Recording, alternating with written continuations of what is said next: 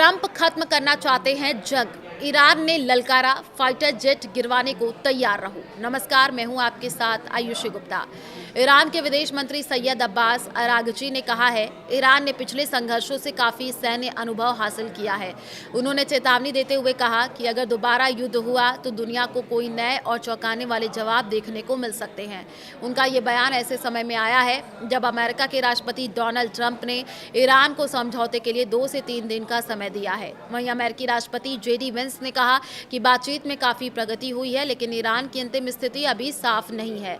Donald Trump की आपको बता दें कि हाँ ना का कंफ्यूजन है। अमेरिका के राष्ट्रपति डोनाल्ड ट्रंप ने कहा है कि अमेरिका ईरान के साथ तनाव को जल्द खत्म करने की दिशा में तेजी से काम कर रहा है।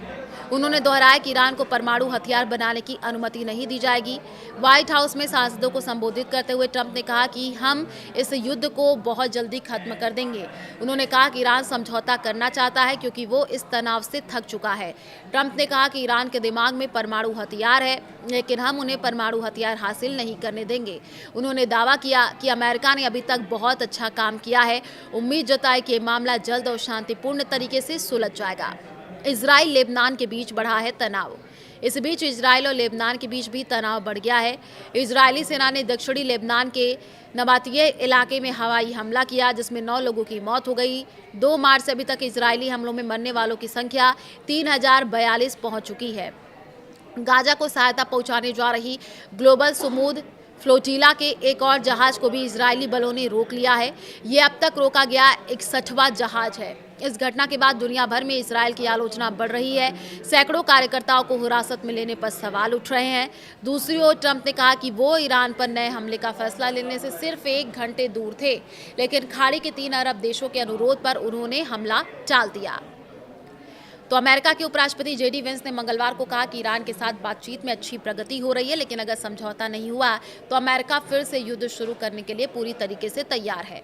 व्हाइट हाउस में पत्रकारों से बातचीत करते हुए वेंस ने कहा कि बातचीत आगे बढ़ रही है, या तो समझौता होगा या फिर नहीं होगा, लेकिन हम कोशिश जारी रखेंगे। उनका ये बयान ऐसे समय में आया है जब राष्ट्रपति ट्रंप ने कहा कि वो ईरान पर नए हमलों की मंजूरी देने से सिर्फ 1 घंटे दूर थे।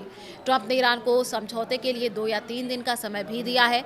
वेंस ने साफ कहा कि ईरान को ये मानना होगा कि उसे परमाणु हथियार रखने की अनुमति नहीं दी जाएगी।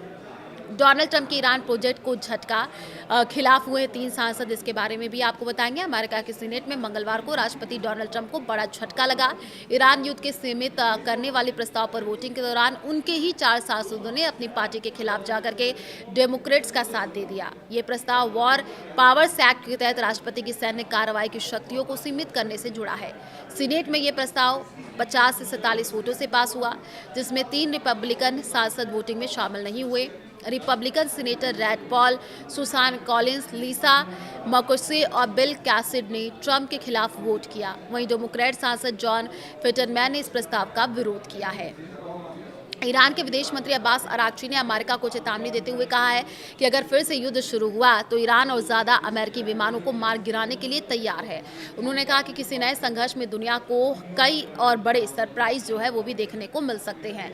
अरागची का ये बयान ऐसे समय में आया है जब अमेरिकी राष्ट्रपति ने ईरान को शांति समझौते के लिए 2 से 3 दिन का समय दिया है। अरागची ने अमेरिकी कांग्रेस की एक रिपोर्ट का जिक्र करते हुए दावा किया, ईरान की सेना ने पहली बार F-35 लड़ाकू विमान को मार गिराया था।